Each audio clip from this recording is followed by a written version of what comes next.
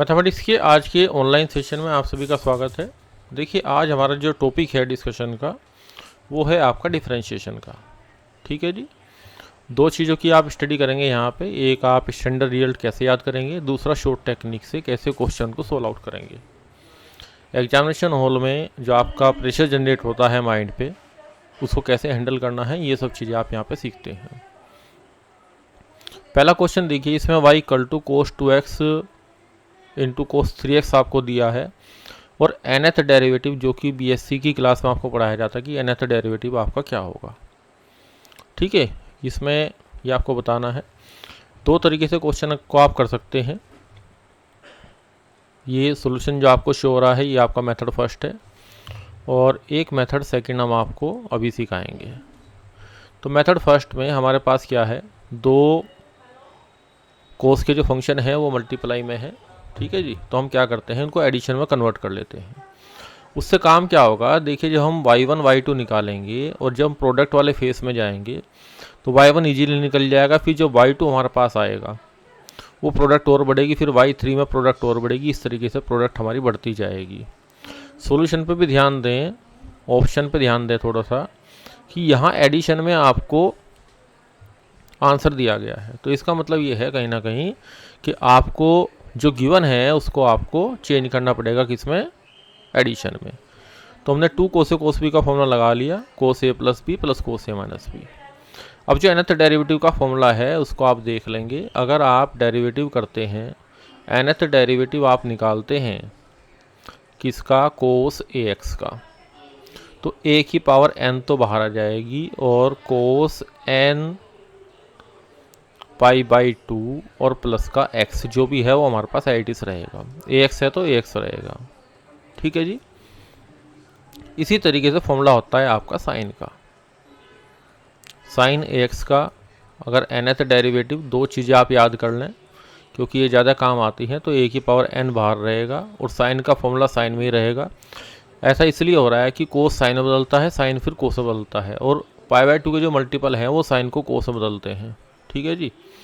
और यहाँ पर रहेगा n पाई बाई 2 और प्लस का ax।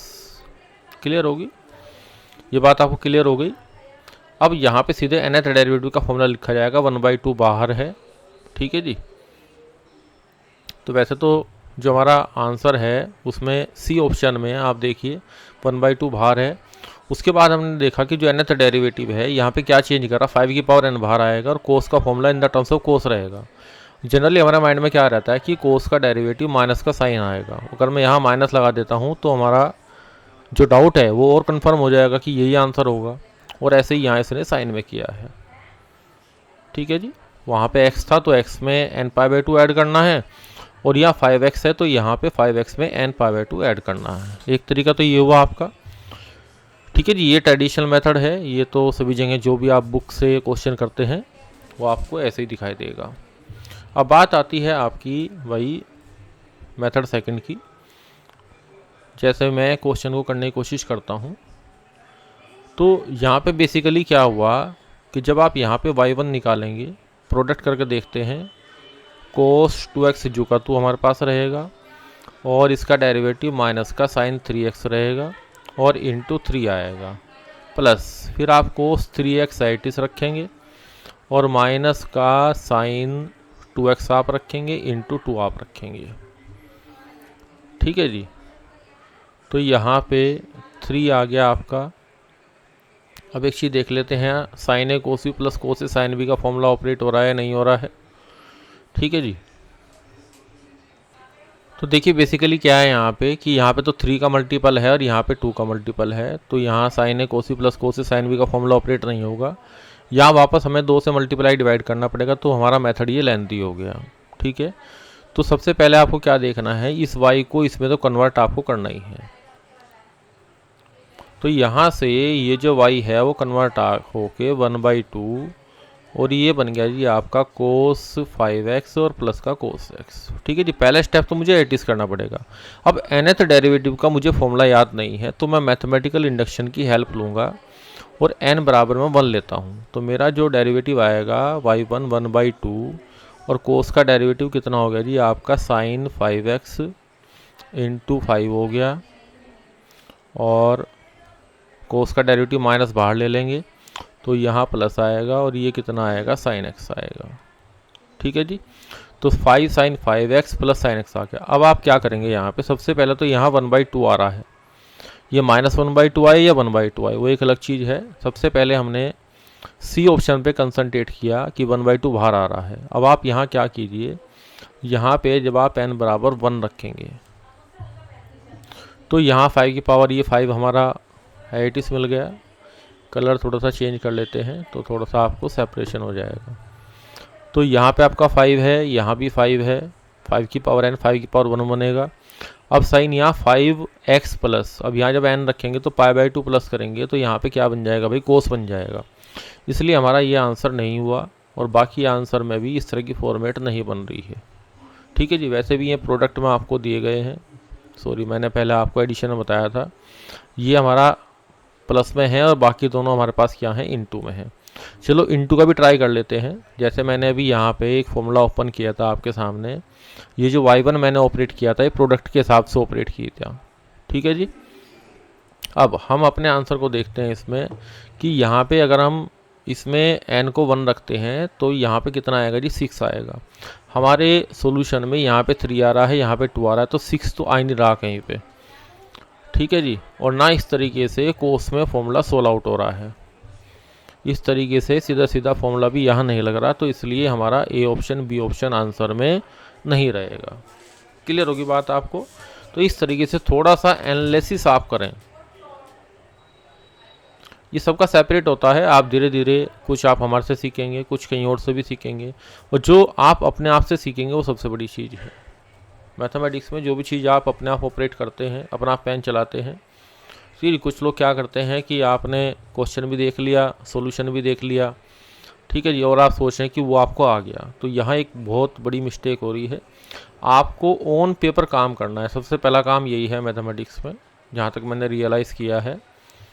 वरना एग्जामिनेशन में कम से कम 20 क्वेश्चन का गैप आएगा। आप सोल्व तो कर पाएंगे लेकिन 20 क्वेश्चन आपके कम होंगे।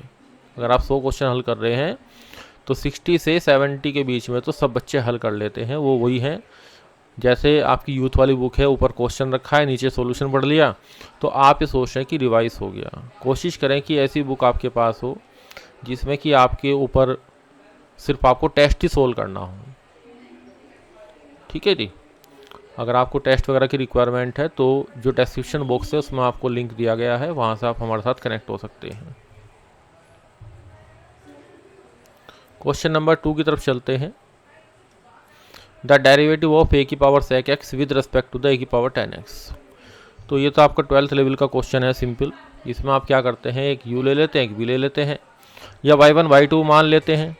ए की पावर x log e है, sec x का डेरिवेटिव sec x 10x, इसी तरीके से 10x का डेरिवेटिव sec स्क्वायर x, फिर आपको u का रिस्पेक्ट x के रिस्पेक्ट में, v का रिस्पेक्ट v का डेरिवेटिव x के रिस्पेक्ट में, इनको आप अपॉन कर देंगे, आंसर आपका फाइंड आउट हो जाएगा।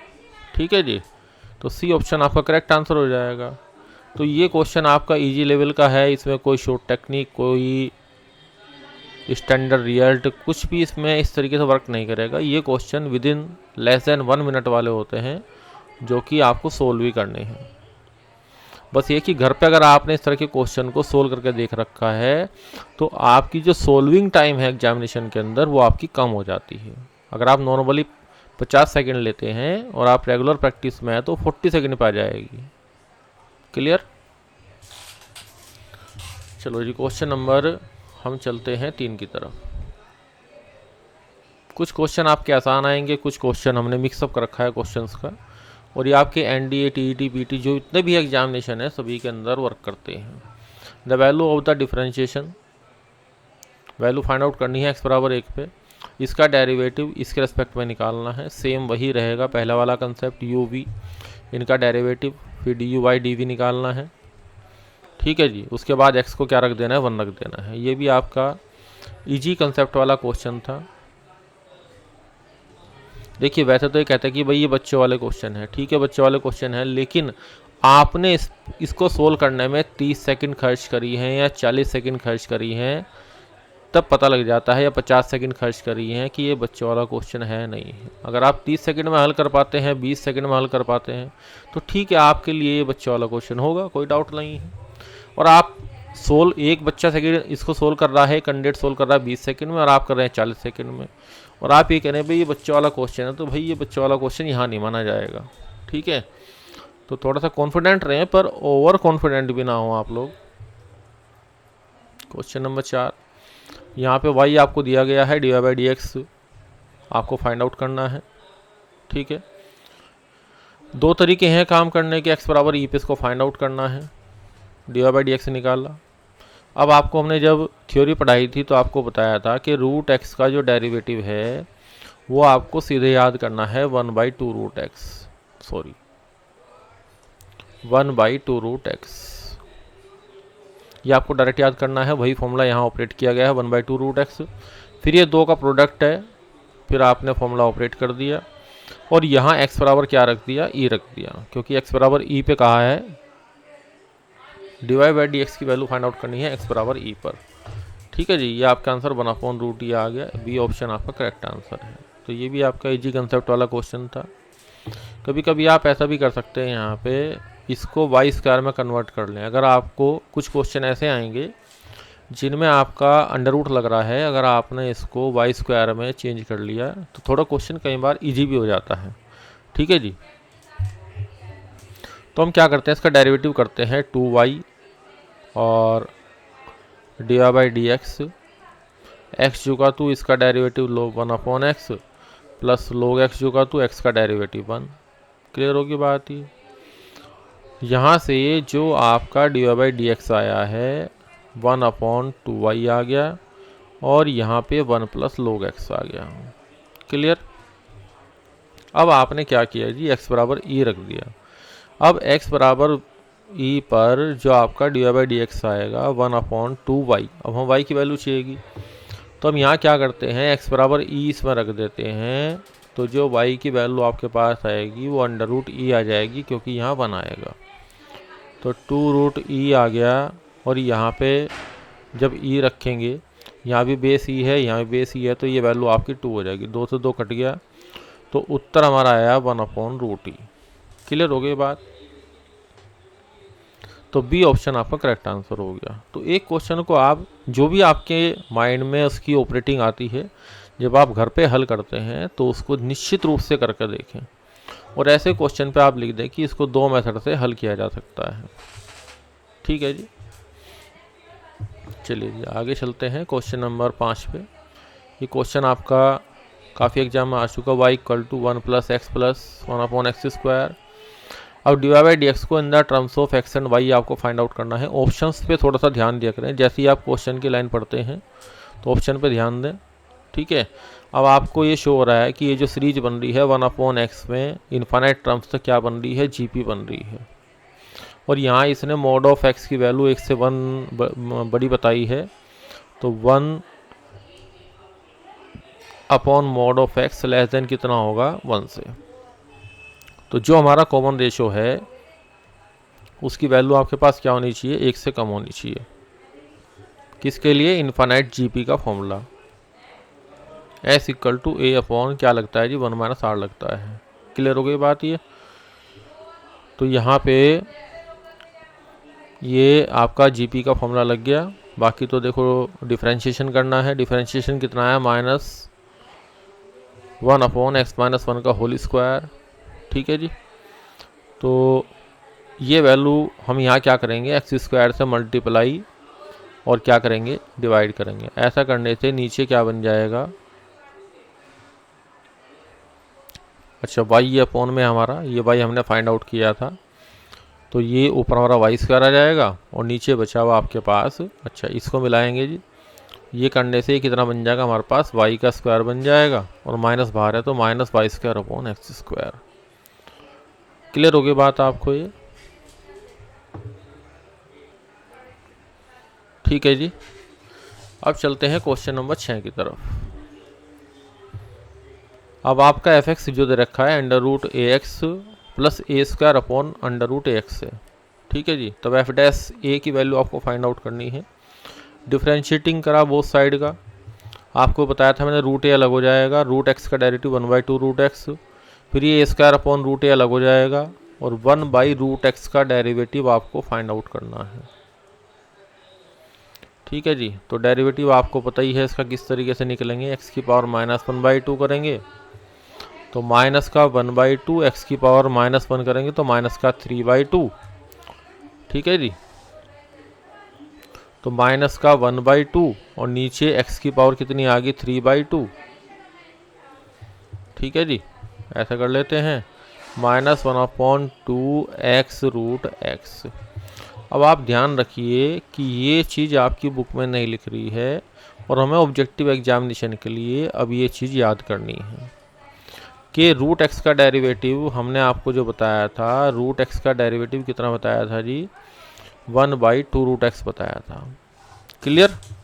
अब आपको क्या करना है, डेरिवेटिव फाइंड आउट करना है किसका, 1/रूट एक्स का। तो इसको भी आप अब डायरेक्ट याद कर लीजिए, यहाँ पे -1/2 आएगा और क्योंकि चीज़ें बटे में गई हैं तो यहाँ पे क्या हो गया, एक्स रूट एक्स हो गया। बस अब आप दोनों चीज़ स्टैंडर्ड रिजल्ट की तरीके से लर्न कर सकते हैं। क्लियर होगी बात आपको ये। तो थोड़ा सा यहाँ पे जो सोल्विंग वाला काम है वो थोड़ा सा आपका इजी हो जाएगा। और x बराबर क्या रखना है, फिर हमें a रखना है। तो धीरे धीरे इस तरीके से स्टैंडर्ड रिजल्ट आपके लर्न होने शुरू हो जाएंगे और यहीं से ही आपकी जो स्पीड है, स्पीड और एक्यूरेसी भी इम्प्रूव होती है। क्वेश्चन नंबर 7 की बात करते हैं। The derivative of cos cube X with respect to the sine cube X. ये नॉर्मल क्वेश्चन है, इसमें कोई खास बड़ी बात नहीं है, सेम प्रोसीजर है। क्वेश्चन नंबर 8 की बात करते हैं। y बराबर 5 की पावर x इंटू एक्स की पावर 5। अब यहाँ पे तो आपका प्रोडक्ट रूल लगना है सीधा सीधा। ठीक है जी, इसमें कोई डाउट नहीं है। क्वेश्चन नंबर 9, ये क्वेश्चन बढ़िया है जी, ये आपका एनसीईआरटी में भी है, ये आपका एग्जामिनेशन में आया हुआ भी है सीबीएसई में। अब आप इसको कैसे हल करेंगे, देखिए अगर इसका हम सबसे पहले क्वेश्चन को वॉच करते हैं।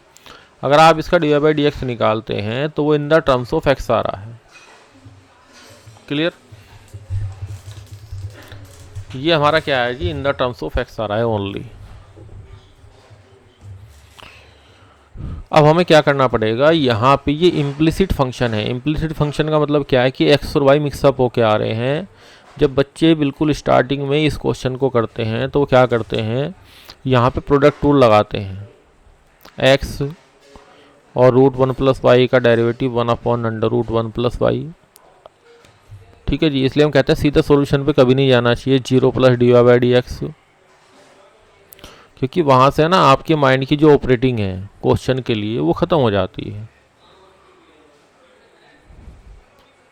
यहाँ पे हमने x को एडिस किया, इसका डेरिवेटिव किया, फिर √1 + y को एडिस रखा, x का डेरिवेटिव 1 करा, फिर इस तरीके से। अब यहाँ से आपको शो हो रहा है कि चीज़ें थोड़ी सी कॉम्प्लेक्स हो रही हैं। ठीक है जी, चीज़ें थोड़ी मुश्किल हो रही हैं। तो इसका मतलब सीधा डिफरेंशिएशन अगर आप करेंगे यहाँ पे तो पूरे डिफरेंशिएशन से ये आपका हल नहीं होगा। ठीक है, तो हमें क्या करना पड़ेगा, हमें y को इन the terms of x explicit form में लाना पड़ेगा। तो सीधे सीधे ये जो इक्वेशन आपको दी गई है ये इम्प्लिसिट फॉर्म में दी गई है, हमें क्या करना पड़ेगा, एक्सप्लिसिट फॉर्म में लाना पड़ेगा। एक्सप्लिसिट फॉर्म में लाना पड़ेगा तभी क्वेश्चन हमारा हल हो पाएगा। अब ऐसा यहाँ क्यों हो रहा है उसका रीजनिंग मैंने आपको बता दी, सीधे डिफरेंशिएशन से चीज़ें कॉम्प्लेक्स हो रही हैं और हमारे answer in the terms of x आ रहे हैं इस वजह से। इसके लिए एक ही मेथड है, जब मुझे अंडर रूट यहाँ से ख़त्म करना है तो मुझे क्या करना पड़ेगा, squaring on the both side करना पड़ेगा। फिर जो x5 वाली टर्म्स है उनको एक तरफ लेना पड़ेगा, फिर एक जगह a² - b² आएगा, x - y आ गया। अब इसने यहाँ लिखा है जी x - y 0 के बराबर नहीं है। ठीक है, ऐसा क्यों लिखा है, क्योंकि अगर x बराबर y हो गया तो जो मेरी इक्वेशन है वो होल्ड नहीं करेगी। ठीक है जी, इस वजह से। तो यहाँ से y की value in the terms of x हमारे पास आ गई। अब इसका डेरिवेटिव इन्होंने किस तरीके से फाइंड आउट किया, स्क्वायरिंग डिवीजन का रूल लगा के।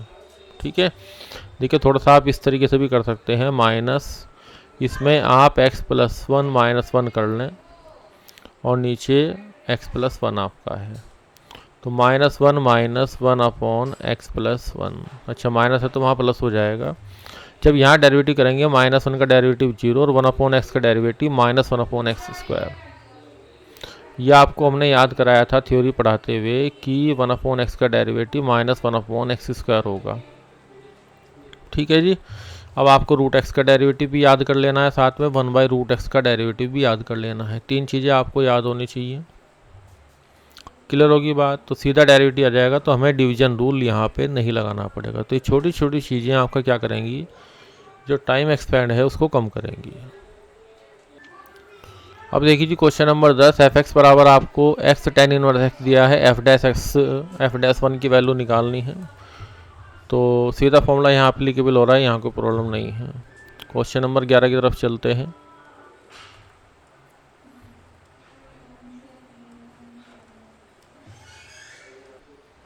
देखिए जी क्वेश्चन नंबर 11 एक अच्छा क्वेश्चन है। जिस तरीके से यहाँ हल किया गया है उसको देखिए आप। यहाँ पे आपका जो y है वो कितना दिया गया है, 1+x 1+x², 1+x⁴ और up to so on 1+x⁴2n। अब यहाँ पे 3 डॉट लगाई गई हैं कुछ बुक्स में, या हम भी जब लिखते हैं तो ऐसे कर देते हैं। तो देखिए यहाँ पे एंड सो ऑन, ये थोड़ा नॉलेज की बात है। एंड सो ऑन यानी कि इसी प्रकार से इसके लिए एक डॉट लगती है, इसके लिए एक डॉट लगती है, इसके लिए डॉट लगती है। तो ये क्वेश्चन मेरे से भी इंटरव्यू में पूछा गया था, तो आप इसको सीख सकते हैं। अब यहाँ y को किस तरीके से हल किया गया है, यहाँ पे हमने क्या किया, मेथड इसका यही है कि जब प्रोडक्ट में इतनी सारी चीज़ें आएंगी तो इसको हल करने के लिए आपके पास दो मेथड होते हैं। या तो आप इसमें सबसे पहले log लोगे, उसके बाद डिफरेंशिएट करोगे। एक मेथड तो ये हो गया फर्स्ट वाला जो आपकी बुक्स में है, जनरली आप देखते ही हैं। दूसरा मेथड आपका क्या है कि आपको अगर लग रहा है कि यहाँ पे फंक्शन को सोल्व आउट कर सकते हैं, जैसे लास्ट वाले क्वेश्चन में मैंने फंक्शन को सोल्व आउट किया था। और उसमें सोल्व कैसे किया था जी, हमने वहाँ पे एक्सप्लिसिट फॉर्म, इम्प्लिसिट फॉर्म को हम कहाँ लाए थे, एक्सप्लिसिट फॉर्म में लाए थे। तो यहाँ 1 -x से मल्टीप्लाई डिवाइड करेंगे, तो ये बेसिकली क्या करा है, a+b -b, तो ये बन जाएगा a² - b²। क्लियर? फिर इसको ऑपरेट करेंगे इसके साथ, तो ये बन गया 1 - x² की पावर 1 - x⁴, ये बन गया जी। इन दोनों कंबाइन करके ये आ गया 1 - x⁴। ठीक है। इसी तरीके से जब यहाँ से पावर हमने शुरू करी है, 1 से शुरू करी है, तो जब आप 2n पे जाएंगे तो इससे जो पहले वाली टर्म आएगी और अगले वाली टर्म को जब मल्टीप्लाई करेंगे तो यहाँ पे 2 से मल्टीप्लाई करेंगे तो हमारे पास क्या रहेगा, 4n आ जाएगा और नीचे सेम रहेगा। अब इसके बाद आपको क्या करना है, केवल डिवीजन रूल लगाना है, और कोई मेथड हमारे पास यहाँ पे नहीं है। ठीक है। अब एक चीज़ पे ध्यान दीजिए, हमारा आंसर यहाँ पे 1 आया। अब मैं क्या करता हूँ, यहाँ पे ध्यान दीजिए थोड़ा सा, मैं n को मैथमेटिकल इंडक्शन ला के देखता हूँ, n को 1 रखता हूँ, या मैं n को, मेरे आंसर में कहीं भी n नहीं आ रहा है, इस चीज़ पे ध्यान दीजिए। अगर कहीं भी n नहीं आ रहा है तो n से हमारा आंसर इंडिपेंडेंट, तो n को मैं 0 रख लेता हूँ। तो y बराबर, जब n को मैं यहाँ पे क्वेश्चन में 0 रखूँगा तो x⁴ की वैल्यू क्या आ जाएगी, n⁴ रखने से 1 ही आ जाएगी। ठीक है। तो इसको हम नहीं लेते हैं, n को हम 1 ले लेते हैं। 1 रखने से y = कितना आएगा, 1 + x आएगा और 1 + x² आएगा। ठीक है जी। ये जो लास्ट वाली टर्म है यहाँ पे n को 1 रखते हैं। क्लियर? अब यहाँ पे इसको मल्टीप्लाई करूँगा तो 1 + x² + x + x³ आ गया। अब यहाँ पे आप क्या करते हैं, dy/dx निकालते हैं, तो 1 + 2x + 1 और प्लस 3x² आ गया। ठीक है, सॉरी 1 का डेरिवेटिव 0 आ गया, प्लस 2x + 1 + 3x²। अब आप x को 0 पुट करेंगे तो dy/dx की वैल्यू, ये 0, तो ये वैल्यू हमारे पास कितनी आ जाएगी, 1 आ जाएगी। किस पे, x बराबर 0 पर जब वो फाइंड आउट करना है। तो जितनी बड़ी डिवीजन मैंने यहाँ पे देखी इस क्वेश्चन को सोल्व आउट करने में, ये है जी आपकी शॉर्ट टेक्निक। क्लियर। अगर आप क्वेश्चन को ट्रेडिशनल मेथड से हल करते हैं, अगर आप क्वेश्चन को ट्रेडिशनल मेथड से हल करते हैं तो इतना काम आपको एग्जामिनेशन में करना पड़ेगा। ठीक है जी। और इतना करने में आपकी 1 मिनट निश्चित रूप से लग जाएगी। तो आप इन क्वेश्चंस को थोड़ा सा वॉच करें कि क्वेश्चन में n है और आंसर में हमारा n नहीं है, तो इसका मतलब मैथमेटिकल इंडक्शन का फ़ायदा हम यहाँ पे ले सकते हैं। तो ऐसे कुछ क्वेश्चन आएंगे जिनमें आपकी टाइमिंग शॉर्ट होगी, जो चीज़ें हम आपको यहाँ पे सिखा रहे हैं। ठीक है जी। हर एक क्वेश्चन में नहीं लगाई जा सकती हैं, लेकिन जहाँ जहाँ लग रही है वहाँ आपको पॉसिबिलिटी दिखाई देनी चाहिए। अब ये चीज़ आपको धीरे धीरे आएगी। धीरे धीरे का मतलब ये है कि 3 महीने का मैक्सिमम टाइम लगता है इसको सीखने के लिए थ्रू द लेक्चर। ठीक है जी। वो लेक्चर्स आपको यहाँ प्रोवाइड किए जाते हैं। बाकी आपको कोई और किसी और हेल्प की आवश्यकता है तो आप डिस्क्रिप्शन बॉक्स में आपको जो लिंक दिया गया है वहाँ से आप हमारे साथ ज्वाइन हो सकते हैं। अब बात आती है जी क्वेश्चन नंबर 12 की। y बराबर a साइन क्यूब थीटा है, x बराबर a कोस क्यूब थीटा है, तब थीटा बराबर π/3 पे dy/dx की वैल्यू आपको फाइंड आउट करनी है। ये पिछला सेम टाइप का क्वेश्चन है, बस ये प्रैक्टिस के लिए। देखिए ये मुझे पता है कि पहले जो क्वेश्चन हमने आपको अभी कराए हैं उसमें कई सारे इस तरह के क्वेश्चन आ चुके हैं। बस ये केवल आपकी प्रैक्टिस को मेंटेन रखने के लिए दे दिए हैं कि आपको अलग अलग टाइप का क्वेश्चन देखने के लिए मिल जाए। क्वेश्चन नंबर 13 की बात करते हैं। यहाँ आपको x और y में एक रिलेशन दिया है t के साथ, और इसमें 4 पावर का रिलेशन ये दिया है। ठीक है। तो इसको देखते हैं हमारे दिमाग में एक चीज़ आ रही है, जब मुझे dy/dx निकालना है और xy की टर्म्स में निकालना है तो मैं t को एलिमिनेट कर सकता हूँ। t को क्या करना है, एलिमिनेट करना है। तो इसको हम लिखेंगे t + 1/t का होल स्क्वायर और माइनस का 2 लिखेंगे। ठीक है जी। ये इसमें किया गया है, सोल्यूशन में भी ये किया।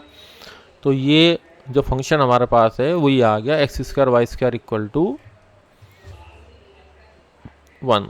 अब यहाँ पे आप प्रोडक्ट रूल को लगा के सोल्व आउट कर लो तो क्वेश्चन आपका सोल्व हो जाएगा। ठीक है जी। अगर किसी स्टूडेंट ने इस क्वेश्चन को सीधा कर दिया, यहाँ से देखिए यहाँ पे क्या है कि ये आपकी पैरामीट्रिक फॉर्म दी गई है, फंक्शन की पैरामीट्रिक फॉर्म दी गई है। पैरामीट्रिक फॉर्म यहाँ पे दी गई है क्वेश्चन के अंदर। ठीक है। तो इस वजह से क्वेश्चन में थोड़ा सा कॉम्प्लेक्स पैदा हो रहा है। तो उसको हमने क्या किया, t को एलिमिनेट किया। t को एलिमिनेट करने से हमारी जो इक्वेशन थी वो इजी फॉर्मेट में आ गई। ठीक है। अब यहाँ से आप ऐसा भी कर सकते हैं, y² = 1/x² लिख सकते हैं, और यहाँ भी आप डेरिवेटिव निकाल लें। y² का 2y, इसका dy/dx, और यहाँ पे x² का -2y,